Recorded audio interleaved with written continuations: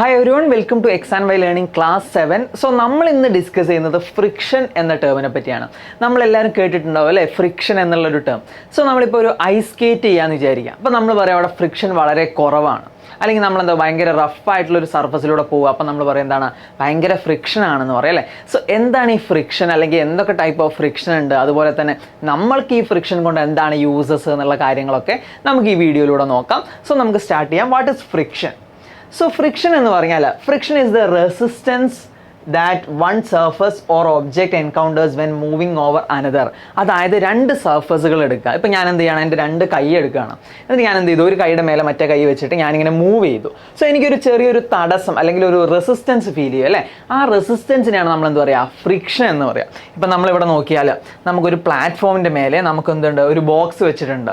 So ഈ box നമ്മൾ move ചെയ്യാൻ ശ്രമിക്കുകയാണ്. അപ്പോൾ നമുക്കറിയാം എന്താണ്, ചെറിയൊരു ഫ്രിക്ഷൻ, ഒരു തടസ്സം നമുക്കുണ്ടാവും. സോ അതെങ്ങനെയാണ് ഉണ്ടാവുന്നത്, നമ്മൾ വളരെ ആയിട്ടുള്ള അല്ലെങ്കിൽ ഒന്നും കൂടെ നമ്മൾ സൂം ഇൻ ചെയ്ത് നോക്കിയാൽ ഇവിടെ എന്തുണ്ട്, ഈ സർഫസുകളൊന്നും റെഗുലർ അല്ല. ഇപ്പം നമ്മൾ വളരെ എന്താണ് പെർഫെക്റ്റ് ആയിട്ടുള്ള സർഫസ് ആയിട്ടായിട്ടും വരയ്ക്കുക, പക്ഷെ എന്തായിരിക്കും അത് റെഗുലർ ആയിട്ടുള്ള ഒരു സർഫസ് ആയിരിക്കില്ല. സോ ഇവിടെ എന്തുണ്ടാവും, ചെറിയ ഇറഗുലാരിറ്റീസ് ഉണ്ടാവും. ഈ ഇറഗുലാരിറ്റീസ് കാരണം എന്തുണ്ടാവുന്നത്, ഇവിടെ ഫ്രിക്ഷൻ ഉണ്ടാവുന്നത്.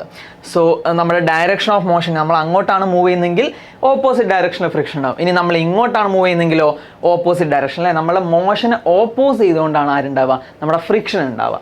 So friction is caused by irregularities. നമ്മളിപ്പോൾ പറഞ്ഞതുപോലെ എന്താണ്, സർഫസുകളിലുള്ള ഈ ഇറഗുലാരിറ്റീസ് കാരണം ഇവിടെ ഒരു ഇൻ്റർലോക്കിംഗ് വരും. സോ ഈ ലോക്കിംഗ് കൊണ്ടാണ് നമുക്ക് എന്ത് ചെയ്യുന്നത്, ഫ്രിക്ഷൻ അനുഭവപ്പെടുന്നത്. സോ അങ്ങനെയാണെങ്കിൽ നമുക്ക് എന്തൊക്കെ ടൈപ്സ് ഓഫ് ഫ്രിക്ഷൻ ഉണ്ട്. നമ്മളിപ്പോൾ പല കേസസിൽ ഫ്രിക്ഷൻ ഉണ്ടാവില്ല. ഇപ്പോൾ നമ്മൾ വെറുതെ ഒരു ഒബ്ജക്റ്റിനെ പിടിച്ച് തള്ളാൻ നോക്കുമ്പോൾ എന്ത് ചെയ്യുന്നില്ല, അത് മൂവ് ചെയ്യുന്നില്ല. അപ്പോൾ നമുക്കൊരു ഫ്രിക്ഷൻ ഉണ്ട്. ഇനി നമ്മൾ ഇതിനെ എന്താണ് മൂവ് ചെയ്ത് കൊണ്ടുപോവാണ്, എന്നാലും നമുക്ക് ചെറിയൊരു തടസ്സം ഫീൽ ചെയ്യും അല്ലേ. സോ നമുക്ക് ടൈപ്സ് ഓഫ് ഫ്രിക്ഷൻ എന്താണെന്ന് നോക്കാം. So first type of friction ആണ് നമ്മൾ പറഞ്ഞ സ്റ്റാറ്റിക് ഫ്രിക്ഷൻ. സ്റ്റാറ്റിക് ഫ്രിക്ഷൻ എങ്ങനെയാണ്, it occurs between the surface and the object placed on it when there is no motion between them. So രണ്ട് ഒബ്ജക്റ്റുകൾ തമ്മിൽ motion ഇല്ലെങ്കിൽ എന്താണ് അവിടെ ഉണ്ടാകുന്ന ഫ്രിക്ഷനാണ് സ്റ്റാറ്റിക് ഫ്രിക്ഷൻ. സോ ഞാൻ ഈ ബോക്സിന് എന്ത് ചെയ്യണം, അങ്ങോട്ട് ഫോഴ്സ് കൊടുക്കുകയാണ്. സോ ആ സമയത്ത് എന്തുണ്ട്, നമുക്ക് ഓപ്പോസിറ്റ് ഡയറക്ഷനിൽ ഒരു സ്റ്റാറ്റിക് ഫ്രിക്ഷൻ ഉണ്ട്. സോ നമ്മുടെ സ്റ്റാറ്റിക് ഫ്രിക്ഷൻ എന്ന് പറഞ്ഞാൽ അതിനൊരു സെർട്ടൈൻ വാല്യൂ ഉണ്ട്. അതായത് 0 മുതൽ ഒരു വാല്യൂ വരെ എന്തുണ്ടാവും, നമ്മുടെ സ്റ്റാറ്റിക് ഫ്രിക്ഷൻ ഉണ്ടാവും. അപ്പം ഞാൻ ഈ ഒബ്ജക്റ്റിൻ്റെ സ്റ്റാറ്റിക് ഫ്രിക്ഷൻ്റെ മാക്സിമം വാല്യൂ ഒരു 20 ന്യൂട്ടൺ ആണെന്ന് വിചാരിക്കാം. സോ ഞാൻ ഇവിടുന്ന് ഒരു 5 ന്യൂട്ടൺ ഫോഴ്സ് കൊടുത്താൽ അത് ഓപ്പോസ് ചെയ്തിട്ട് ഒരു 5 ന്യൂട്ടൺ ഫോഴ്സ് തരും. ഇനി ഞാൻ ഫോഴ്സ് ഇൻക്രീസ് ചെയ്തൊരു 10 ന്യൂട്ടൺ കൊടുത്താൽ ഓപ്പോസ് ചെയ്യുന്ന ഫോഴ്സ് എത്ര ആയിരിക്കും, 10 ന്യൂട്ടൺ ആയിരിക്കും. ഇനി ഞാൻ 15 കൊടുക്കുമ്പോൾ ഓപ്പോസ് ചെയ്തിട്ട് 15 ഉണ്ടാവും. ഇനി ഞാൻ 20 കൊടുക്കുമ്പോൾ എന്തുണ്ടാവും, ഓപ്പോസ് ചെയ്തുകൊണ്ട് 20 ന്യൂട്ടൺ ഫോഴ്സ് ഉണ്ടാവും. ആ 20 ന്യൂട്ടൺ ആയിരിക്കും നമ്മളുടെ ഈ ഒബ്ജക്റ്റിൻ്റെ മാക്സിമം വാല്യൂ. അതിപ്പോൾ നമ്മൾ ഒബ്ജക്റ്റിൻ്റെ വെയിറ്റും മാസും ഒക്കെ അനുസരിച്ച് അല്ലെങ്കിൽ സർഫസ് ഒക്കെ അനുസരിച്ചിരിക്കും നമ്മുടെ മാക്സിമം സ്റ്റാറ്റിക് ഫ്രിക്ഷൻ. ഈ മാക്സിമം സ്റ്റാറ്റിക് ഫ്രിക്ഷനാണ് നമ്മൾ എന്ത് പറയുക, ലിമിറ്റിംഗ് ഫ്രിക്ഷൻ എന്ന് പറയാം. സോ ഇതുകൊണ്ടാണ് നമ്മളൊരു ഒബ്ജക്റ്റിനെ മൂവ് ചെയ്യുമ്പോൾ നമ്മളിങ്ങനെ ഫോഴ്സ് കൊടുത്ത് ഒരു സ്റ്റേജ് കഴിയുമ്പോൾ അത് മൂവ് ചെയ്യാൻ തുടങ്ങും അല്ലേ. സോ ആ സ്റ്റേജ് വരെ നമ്മൾ കൊടുക്കുന്നതിന് ഈക്വൽ ആയിട്ടുള്ള ഫോഴ്സ് എന്ത് ചെയ്യും, നമ്മുടെ ഫ്രിക്ഷണൽ ഫോഴ്സ് തരും. അതാണ് സ്റ്റാറ്റിക് ഫ്രിക്ഷൻ. ആൻഡ് നമ്മൾ പറഞ്ഞ പോലെ അതിൻ്റെ മാക്സിമം വാല്യൂ എന്താണ്, ലിമിറ്റിംഗ് ഫ്രിക്ഷൻ. സോ നമ്മൾ ആ മാക്സിമം വാല്യൂ ഇവിടെ ഒരു 20 ന്യൂട്ടൻ്റെ മേലെ ഞാൻ വീണ്ടും ഫോഴ്സ് കൊടുത്താൽ എന്താ സംഭവിക്കാം, ഇത് മൂവ് ചെയ്യാൻ തുടങ്ങും അല്ലേ, അല്ലെങ്കിൽ ഇതെന്താണ് സ്ലൈഡ് ചെയ്ത് പോകാൻ തുടങ്ങും. സോ അതിനാണ് നമ്മൾ എന്ത് പറയുക, സ്ലൈഡിങ് ഫ്രിക്ഷൻ. അല്ലെങ്കിൽ ഡൈനാമിക് ഫ്രിക്ഷൻസിൽ വരുന്ന ഒരാളാണ് എന്താ നമ്മുടെ sliding friction. So it occurs when the surface of a body is sliding over the surface of another body. ഒരു ഒബ്ജക്റ്റിൻ്റെ മേലെ മറ്റേ ഒബ്ജക്റ്റ് മൂവ് ചെയ്യുകയാണെങ്കിൽ ഉള്ളതാണ് സ്ലൈഡിങ് ഫ്രിക്ഷൻ. അതിനൊരു എക്സാമ്പിളാണ് when we slide A book over A table. ഇപ്പം നിങ്ങളുടെ ടേബിളിൽ ഒരു ബുക്ക് വെച്ചിട്ടുണ്ട്. അപ്പോൾ നമ്മൾ വെറുതെ ജസ്റ്റ് ഒന്ന് ടച്ച് ചെയ്ത് ചെറിയൊരു ഫോഴ്സ് കൊടുത്താൽ മൂവ് ചെയ്യില്ലല്ലോ. നമ്മൾ കുറച്ചും കൂടെ ഫോഴ്സ് കൊടുക്കുമ്പോൾ എന്ത് ചെയ്യുന്നുണ്ട്, മൂവ് ചെയ്യുന്നുണ്ട് അല്ലെങ്കിൽ സ്ലൈഡ് ചെയ്ത് പോകുന്നുണ്ട്. സോ ആ സമയത്തുള്ള ഫോഴ്സ് ഫ്രിക്ഷനാണ് സ്ലൈഡിങ് ഫ്രിക്ഷൻ. സ്ലൈഡിങ് ഫ്രിക്ഷൻ എന്തായിരിക്കും, നമ്മുടെ ലിമിറ്റിംഗ് ഫ്രിക്ഷനേക്കാളും കുറച്ച് താഴെയായിരിക്കും. സോ ഞാനൊരു ഒബ്ജക്റ്റിനെ മൂവ് ചെയ്യാൻ തുടങ്ങുമ്പോൾ ഓപ്പോസ് ചെയ്ത ഫോഴ്സ് കൂടി വരുന്നു. ആൻഡ് നമുക്ക് എന്ത് ചെയ്യുന്നു, നമ്മൾ ഫോഴ്സ് കൂടുന്നതനുസരിച്ച് ഒരു ലിമിറ്റിംഗ് ഫ്രിക്ഷൻ വരെ എത്തും. ദെൻ ഒരു ചെറിയൊരു ഡൗൺഫാൾ ആണ്. എന്നിട്ട് എന്താണ്, ഒരു കോൺസ്റ്റന്റ് ആയിട്ടുള്ള ഒരു ഫ്രിക്ഷൻ ഉണ്ടാവുക ഈ ഒബ്ജക്റ്റ് സ്ലൈഡ് ചെയ്ത് മൂവ് ചെയ്യുമ്പോൾ. സോ ഇതിനെയാണ് നമ്മൾ സ്ലൈഡിങ് ഫ്രിക്ഷൻ എന്ന് പറയുക. സോ ഇനി നമുക്കറിയാം, നമുക്ക് സ്ലൈഡ് ചെയ്ത് കൊണ്ടുപോകാൻ ബുദ്ധിമുട്ടാണ്. അതായത് ഇപ്പോൾ നമ്മൾ ഒബ്ജക്ട്സ് അല്ലെങ്കിൽ നമ്മളിപ്പോൾ വാഹനങ്ങളൊക്കെ നമ്മൾ സ്ലൈഡ് ചെയ്ത് കൊണ്ടുപോകാൻ അല്ലെങ്കിൽ അതിനെ ഒന്ന് ഈസി ആക്കാൻ നമ്മൾ എന്ത് ചെയ്യുക, ടയേഴ്സ് യൂസ് ചെയ്യും അല്ലേ. സോ ഒരു ഒബ്ജക്റ്റ് റോൾ ചെയ്താണ് പോകുന്നതെങ്കിൽ അവിടെ ഉണ്ടാകുന്ന ഫ്രിക്ഷനാണ് നമ്മുടെ റോളിംഗ് ഫ്രിക്ഷൻ. സോ ഈ റോളിംഗ് ഫ്രിക്ഷൻ നമ്മളുടെ സ്ലൈഡ് ചെയ്യുന്നതിനേക്കാളും കുറച്ചുകൂടെ എന്തായിരിക്കും, ഈസിയർ ആയിരിക്കും. So it occurs when one body rolls over the surface of other body. അതായത് ഒരു ഒബ്ജക്റ്റിന് മേലെ മറ്റൊരു ഒബ്ജക്റ്റ് റോൾ ചെയ്ത് പോവുകയാണെങ്കിൽ ഇറ്റ്സ് റോളിംഗ് ഫ്രിക്ഷൻ. അതിനൊരു എക്സാമ്പിളാണ് ball rolling over the floor. ഇപ്പം നമ്മൾ സെയിം വെയിറ്റ് ഉള്ള ഒരു ബോൾ അതുപോലെ ഒരു ബോക്സ് എടുത്ത് നമ്മൾ എന്ത് ചെയ്യാണ്, ഒരു സർഫസിൽ മൂവ് ചെയ്യാണ്, അല്ലെങ്കിൽ എന്താണ് ഉരുട്ടി വിടുകയാണ്. സോ ഈ ബോക്സ് എന്ത് ചെയ്യും, സ്ലൈഡ് ചെയ്ത് കുറച്ച് കഴിഞ്ഞിട്ട് നിൽക്കും അല്ലേ. പക്ഷെ നമ്മുടെ ബോളിന് എന്താണ്, റോൾ ചെയ്യാണ്. സോ റോളിംഗ് ഫ്രിക്ഷൻ കുറവാണ്. സോ അത് കുറച്ചും കൂടെ ഡിസ്റ്റൻസിലേക്ക് പോകും.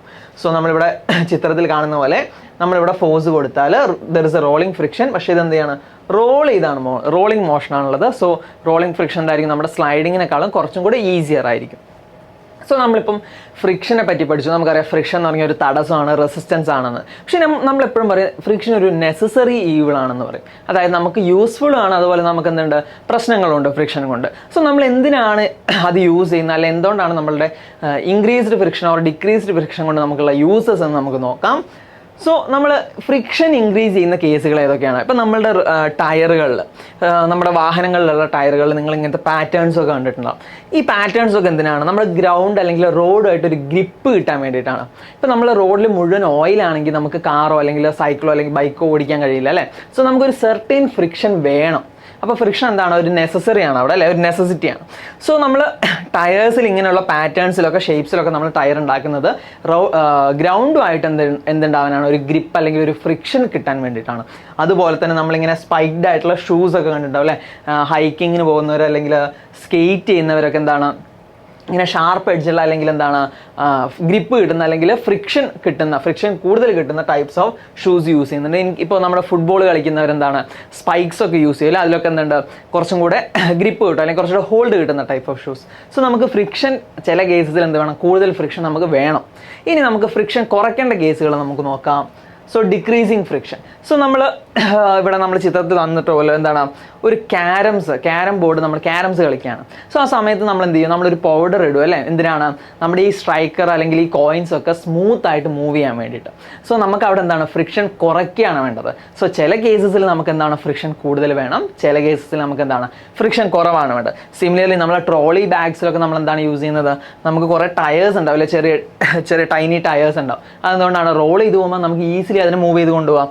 അതുപോലെ തന്നെ നമ്മൾ വാഹനങ്ങളിലുള്ള കാറുകൾ അല്ലെങ്കിൽ ബോൾ ബെയറിങ്സ് ഒക്കെ നമ്മൾ യൂസ് ചെയ്യുന്നത് ഫ്രിക്ഷൻ കുറയ്ക്കാൻ വേണ്ടിയിട്ടാണ്. സിമിലർലി നമ്മൾ യൂസ് ചെയ്യുന്ന ഒരു സാധനമാണ് ലൂബ്രിക്കൻസ്. നമ്മൾ മെഷീനറീസിൽ അല്ലെങ്കിൽ നമ്മളുടെ വാഹനങ്ങളിൽ, നമ്മളെ ചെയിനിലൊക്കെ നമ്മൾ യൂസ് ചെയ്യുന്ന എന്താണ്, ലൂബ്രിക്കൻസ് നമ്മൾ യൂസ് ചെയ്യല്ലേ. അത് എന്തിനു വേണ്ടിയിട്ടാണ്, ഈ സർഫസ് തമ്മിലുള്ള ഫ്രിക്ഷൻ കുറയ്ക്കാൻ വേണ്ടി. സോ നമ്മൾ മോസ്റ്റ് യൂസ്ഡ് ഒരു ടൈപ്പ് ഓഫ് ലൂബ്രിക്കൻ്റ് ആണ് നമ്മുടെ oils. Different types of oils ഉണ്ട്. സോ നമ്മൾ ഫ്രിക്ഷൻ എന്ന് പറഞ്ഞാൽ എന്താണ്, നമുക്ക് ഒരു ഫ്രണ്ടുമാണ്, ഒരു എനിമിയാണ് അല്ലേ.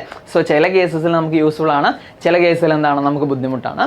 സോ നമ്മൾ ഫ്രിക്ഷനെ പറ്റിയുള്ള ബേസിക് ആയിട്ടുള്ള കാര്യങ്ങളാണ് നമ്മൾ പറഞ്ഞത്. സോ ഇതുപോലുള്ള കൂടുതൽ കണ്ടന്റിന് വേണ്ടി സബ്സ്ക്രൈബ് ദ ചാനൽ.